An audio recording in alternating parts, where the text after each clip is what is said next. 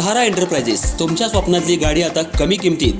इचलकरंजी शहरालगत असलेल्या कबनूर चंदूर रोडवर कोन्नूर पार्कमधल्या सहारा एंटरप्राइजेस इथं पश्चिम महाराष्ट्रातली विविध बँका आणि फायनान्स कंपन्यांनी जप्त केलेल्या जुन्या दुचाकी आणि चारचाकी गाड्यांची विक्री केली जाते.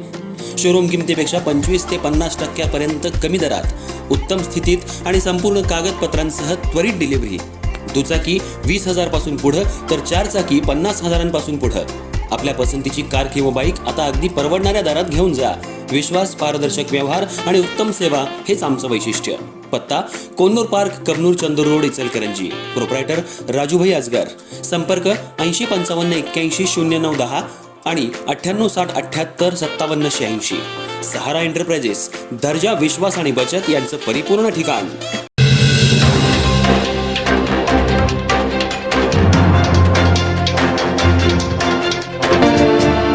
इचलकरंजी शहरातील शहापूर इथल्या कृष्णानगर सोलगेमळा या परिसरात असलेल्या एका शेतामध्ये एका परप्रांतीयाची डोक्यात दगड घालून निर्घृण हत्या करण्यात आली आहे.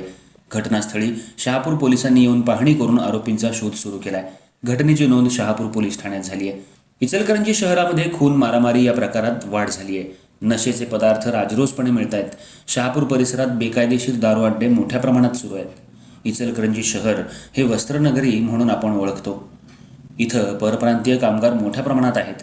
काम केल्यानंतर नशा करून हे कामगार कामावर आणि घरी जात असतात.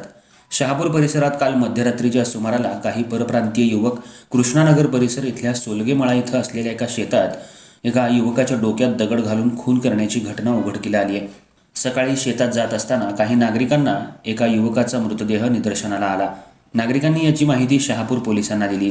घटनास्थळी शहापूर पोलीस ठाण्याचे पोलीस निरीक्षक सचिन सूर्यवंशी आणि त्यांच्या पथकाने येऊन पाहणी केली आणि घटनास्थळी फॉरेन्सिक टीमला बोलवून पंचनामा केला.